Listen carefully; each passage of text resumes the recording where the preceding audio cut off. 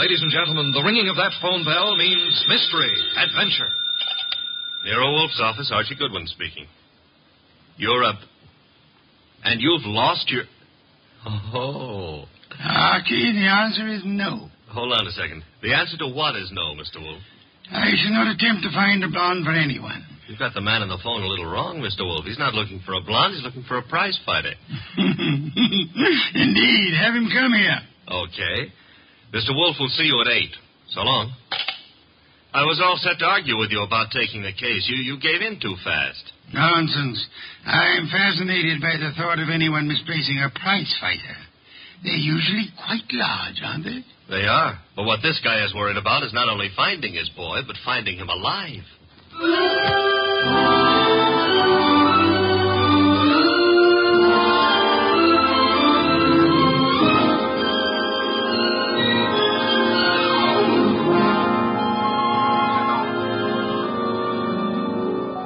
Ladies and gentlemen, it's the bulkiest, balkiest, smartest, and most unpredictable detective in the world. That chair-born genius, Nero Wolfe, created by Rex Stout and brought to you in a new series of adventures over this NBC network in the person of Mr. Sidney Greenstreet.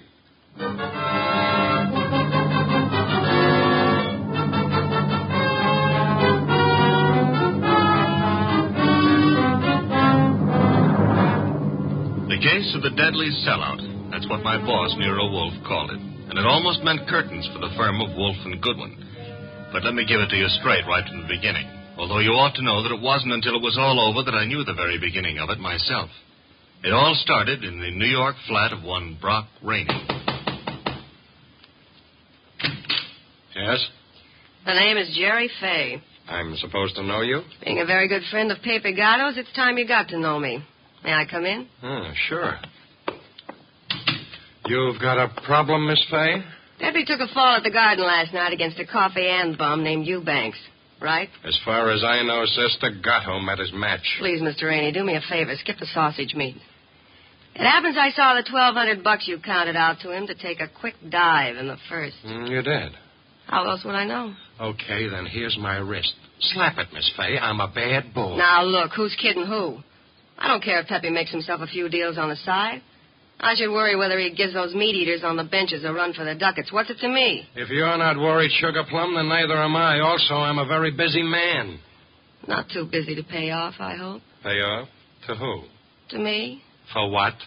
For keeping it to myself that you collected $5,000 from the Eubanks crowd for getting Pepe to take that dive. Certain people might not like to hear it. Miss Fay. Yeah? Drop dead.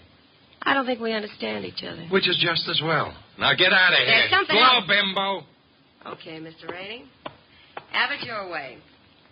I'll go find someone with a more sympathetic ear. Someone like Lawson. Arnold F. Lawson. So long. Wait.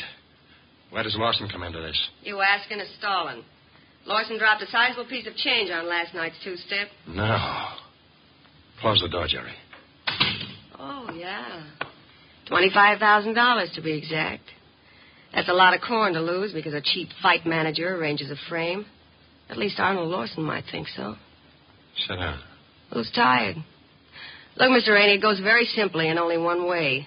Lawson at yet knows from nothing except that your boy Gatto lost the fight. He may suspect, but he don't know. And he really don't have to know. Glad to hear you say that. And I'll be glad to see the shade of 3,000 long green banknotes. How much? You heard me, $3,000. Get out. Okay, I'm going. To the next phone and call Lawson. Look, Jerry, give me time, huh? I haven't got that kind of dough right now. Tell it to Lawson. When he gets through with you, you won't need any kind of dough. You know, I've got Gatto set for a go with Mellish, the title contender. Gatto can take him. Please believe me, he's going to take him. So?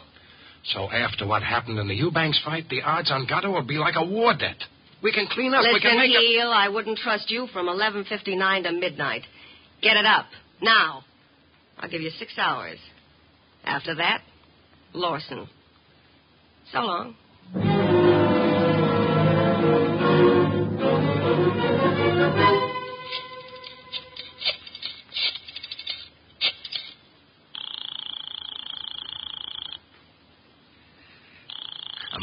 Come on.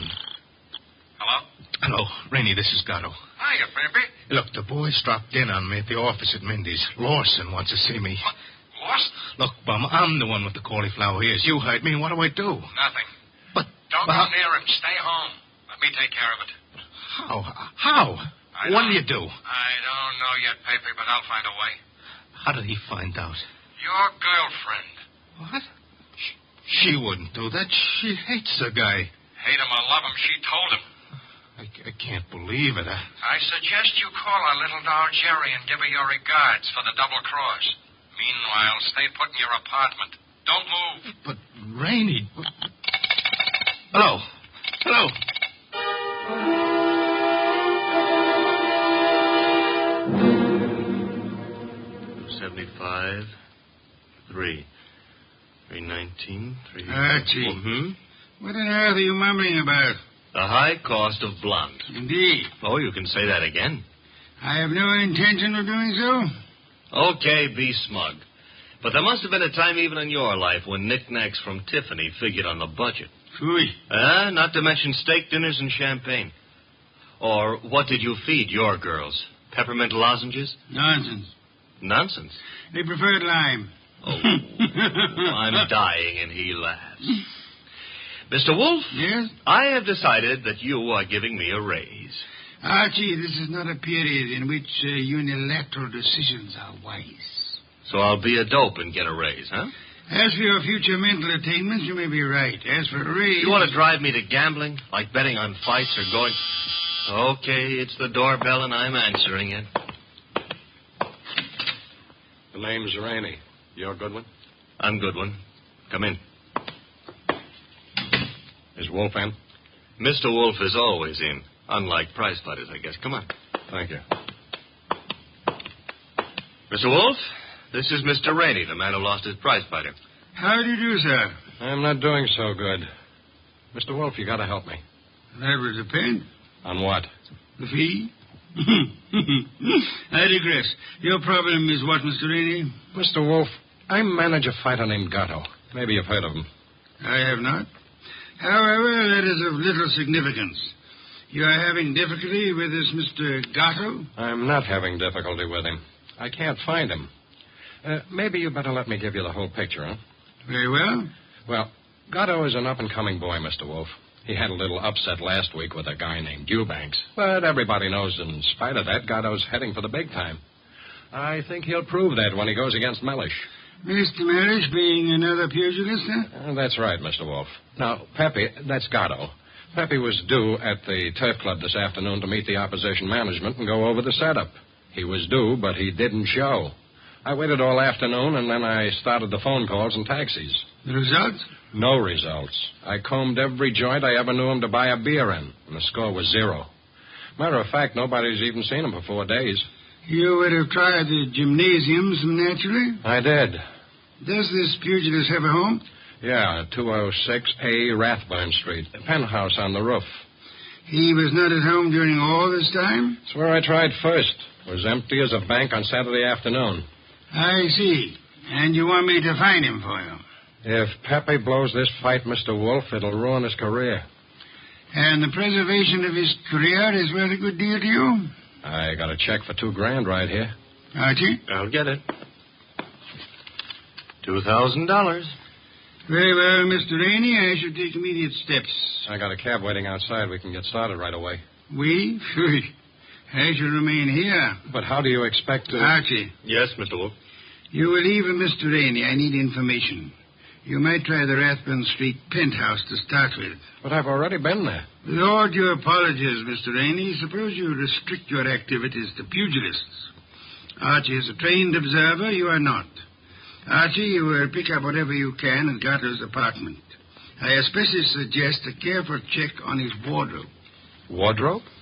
If his clothes are missing, Mr. Rainey, it would indicate that he left voluntarily and deliberately, for whatever reasons he may have had. If they are not, Archie, you will phone me from the apartment after your investigation is over. Okay.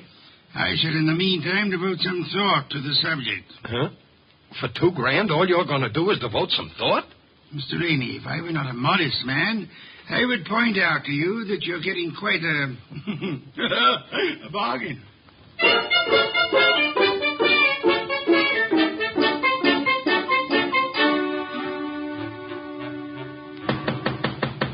Gatto?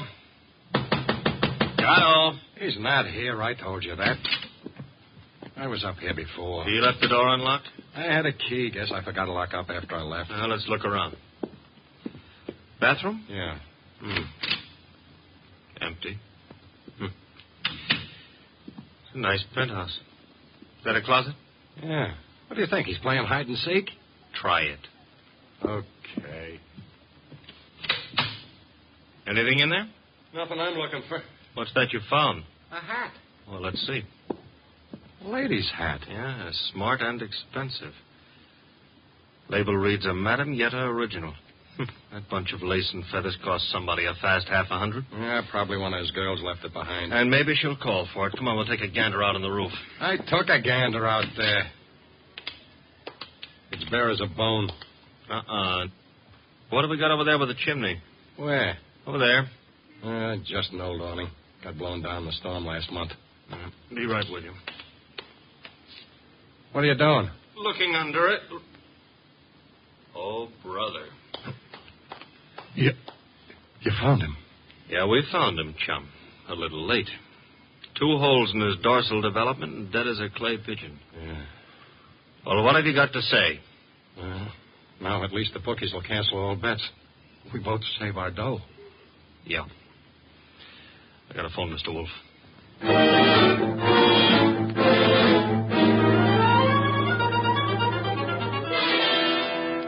And there he was, Mr. Wolfe, under the old canvas awning. Where's the hat? Oh, this is it. That's it, boss. Snazzy number, no? Where'd you find it? On the floor of the closet. You're right, Archie. Frothy little bit of millinery caprice. Have you any idea whose it may be, Mr. Rainey? I wish I did. You'll have to find out. Well, how, boss? The hat is an original. See, the label under the band reads a Madame Yetta original. Tomorrow morning, Archie, you will interview Madame Yetta. Yes, boss. And discover in your inimitable fashion for whom she made this chapeau.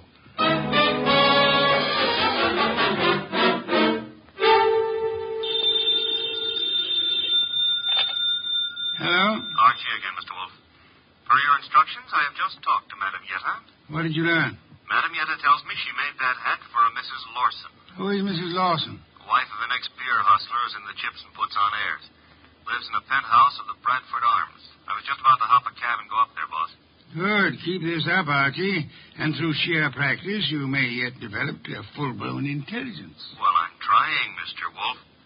And after the Lawsons, I do what? Return here immediately and hurry. How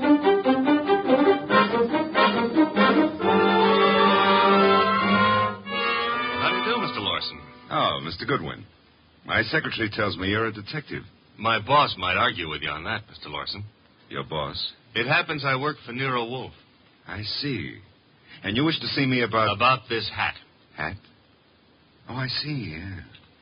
Well, Mr. Goodwin, please believe me, I never wear hats like that. Would your wife be likely to say the same? My wife? Just what are you getting at? Would I seem too nosy if I asked how well you and your wife know Pepe Gato? How well do we know who? Pepe Gato. The pug? No, not such a pug. No, huh? I lost $25,000 on him in the Eubanks fight.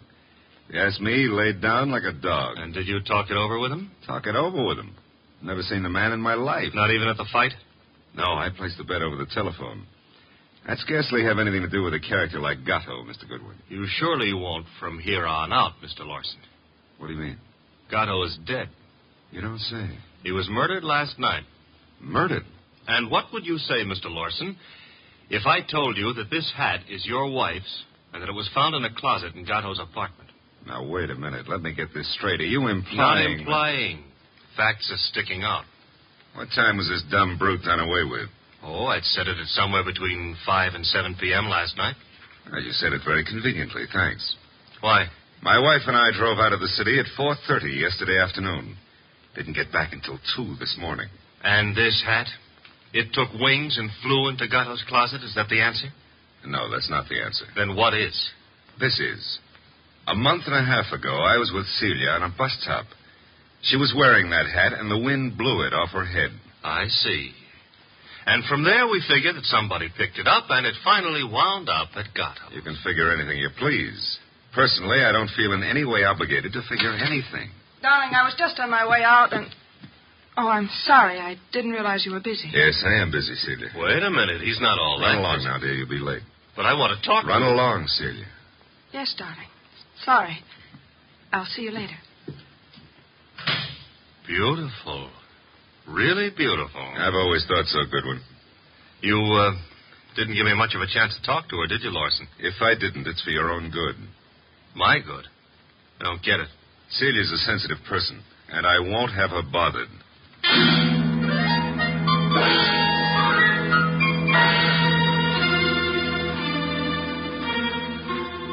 And do you mean to tell me you let him scare you? Let him scare me. Say, will you stop being so fearless with my life? The guy said don't bother my wife, so I didn't bother his wife. It was that simple. Apparently his wife is not blonde. Answer the phone, Archie. No, you answer it. Now you've hurt my feelings. Oh, well. Hello? I want to speak to Mr. Nero Wolfe. Mr. Wolfe speaking. Oh? Is it true that you're interested in the Gatto murder? Who are you, and how do you know he's been murdered? The second question is none of your business. And as for the first, call me Jerry.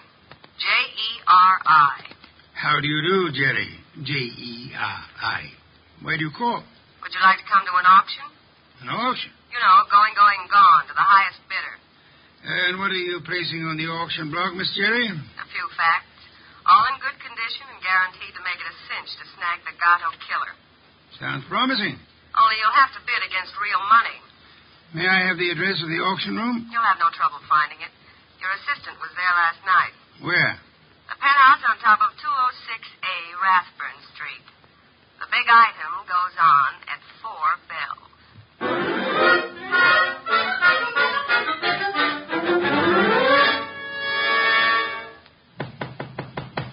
Yeah? Who is it? Man named Wolf sent me. Just a sec. You're Jerry, huh? I was expecting the man named Wolfe. Unfortunately for me, honey, when he's expected, I usually show up. Come on in. You? See, I'm the legs of the combination. He's the brains. It makes a nice division of labor. I see. You came in plenty of time. On the nose is our custom. Where are the rest of the bidders? Any second now. Mm-hmm. How many besides me are coming? One. Small auction. But big action. How'd you happen to decide on this? I knew Gatto pretty good. And you were fond of him pretty good, huh? How did you guess? Well, you've got a key to this place of his, or you couldn't let yourself in. It adds, no? Gee, you should have been a detective. Just what I keep telling Mr. Wolfe. Look, tell me, Jerry, darling, this other person who's coming to the auction, who? The killer? You don't say. You sure the killer isn't here already? Look, I didn't kill him. The story you would like me to believe is that you witnessed the killing, huh? Called the killer and Mr. Wolfe and said, come on, kids, you can get me either to talk or shut up, depending on who pays the most, Betty? Something like that. Mm-hmm. Okay, prove you know what you're talking about. Who is the killer? Is it Block Rainey? Should also have your head examined, pretty boy. I talk for dough and only for dough. Not that I'm mercenary or anything, Okay, tell me this. How come you saw the killer in the act? Simple. I was here with Gatto. Called me to come see him. While I was here, the shot came through the window there from the roof. You know something, sweetheart? What? I can't understand how a girl like you, a pretty nice girl under all that paint and powder and Broadway shellac, how you could do a thing like this. You were in love with Gatto, I know that. Everybody does. And still you're willing to keep your mouth shut if the killer pays enough. How come? What's the matter, honey? Did I hit a tender spot? I don't think you understand. Sure, I was in love with the goof. Then along comes this other dame.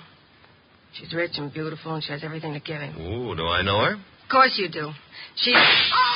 Jerry. Oh. Jerry.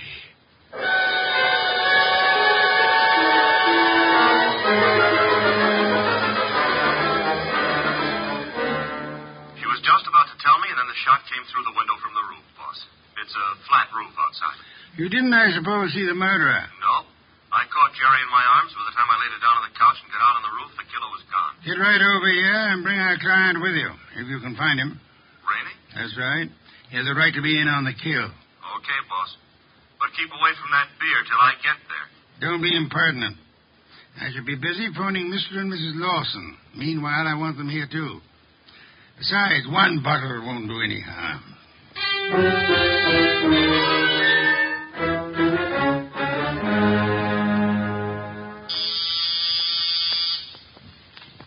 There they are. Let them in, Archie.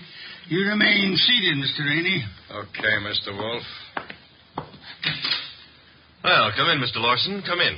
Mr. Wolfe here? He's here. Nice of you to come. Anything to help the law. Mr. Lawson. Your wife didn't come. No, Mr. Wolfe. She was out when you called. Sorry, I forgot to tell you. I left word with the butler, however. Mr. Lawson, about 20 minutes ago, a girl named Jerry Fay was killed. So? She was killed in your neighborhood, in a flat formerly occupied by one Pepe Gato. Well, where would that be? Maybe your wife knows where the flat would be. How dare you, sir? No histrionics, please. Where was your wife when the girl was killed? I'm advising you that if there is an alibi, now's the time to state it. I wouldn't humiliate Celia by alibying for her. And the police will pick her up. But she didn't kill this girl, Mr. Wolfe. You have reasons for that opinion? The best of reasons. I'd be grateful if you'd state them and let me be the judge of their excellence. One should do. This one. Celia's out in the country visiting her mother. Oh? Does that settle it? Possibly. What's her mother's telephone number? Why, Merely a routine check. well, can't you take my word? I'll take her mother's number. Well, Mr. Lawson? I'm sorry. I hoped you'd buy this story. What do you mean? Her mother's been dead for 10 years. I see. Well, I don't. What's the idea? It's known as marital devotion, Archie. I suppose you realize, Mr. Lawson, that in shielding your wife, you're aiding and abetting a murderess? I haven't stopped to realize anything. When Goodwin brought me that hat, I didn't know what to say. Oh, you pitched me a curve then, too. Well, I suppose you might call it that, but... And she didn't lose the chapeau off a bus top. No, but you've got to understand. Celia's the dearest thing in life to me. Yeah, so's a lady rattlesnake to its husband. I suggest it is time for you to be objective in this matter, Mr. Lawson. What do you want to know? Tell us where she can be found. I have no idea. When is she expected to return home? Never. Oh? You see, we had an argument. I doubt that I'll ever see her again. Then we're quite on our own, Archie. To do what? To make a journey to Gatto's apartment. Gatto's apartment? She probably has a key to that popular abode. But she wouldn't go there, boss. On the contrary, I am of the opinion that that's just where she would go. Give me my hat. Don't tell me you're going to stir yourself. It's a most unpleasant necessity, Archie. But the lady in question is dangerous and not at all hesitant about indiscriminate gunplay. Get out the car, Archie. We'll make the journey to Rathbun Street penthouse with the hope that Celia Lawson will show up in time to mourn her lost love. You want me to go along with you, too, Mr. Wolfe? Yes, indeed, Mr. Rainey, I do.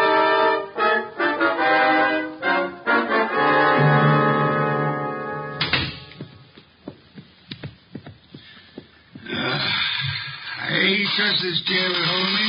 Should. Biggest chair in the house. Mr. Wolfe.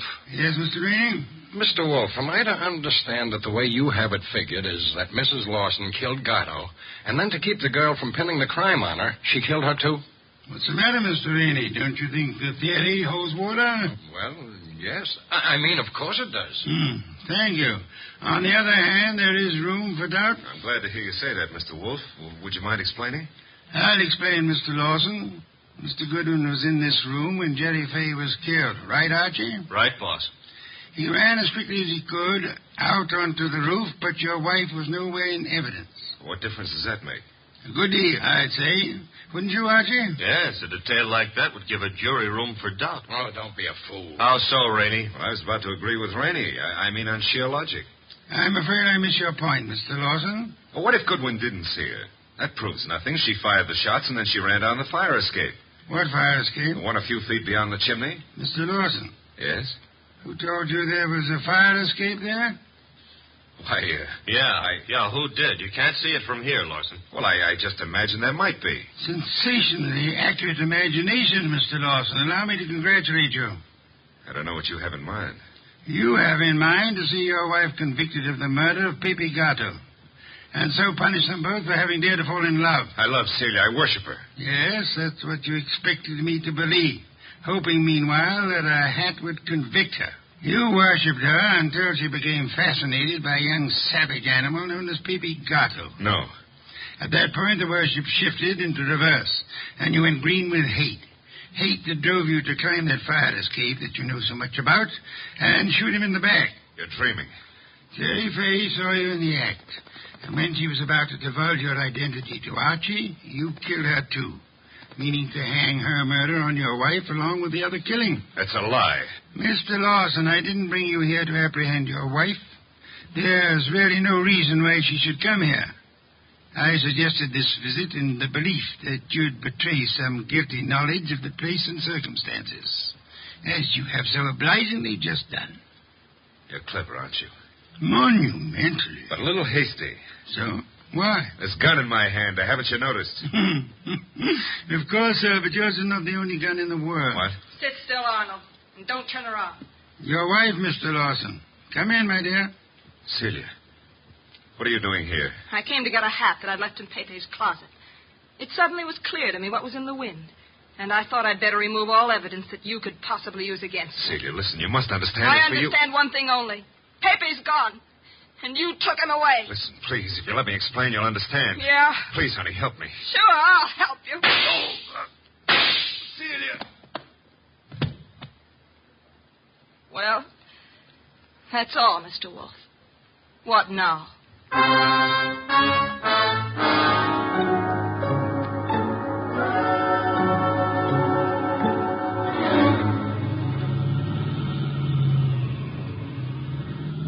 Archie, why is it when you drive it always gets so crowded outside?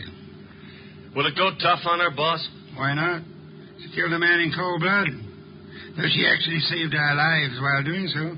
I hope that helps her at the trial. I hope so, Archie.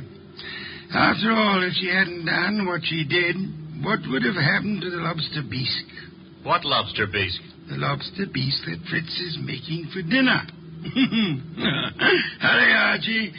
It really can't be appreciated unless it's eaten hot.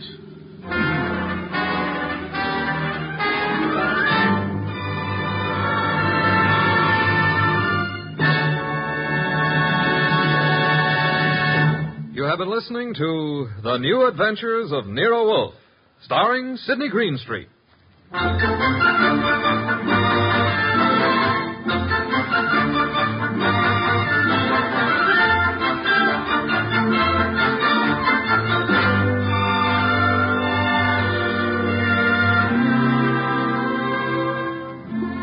Tonight's transcribed story was based on the characters created by Rex Stout.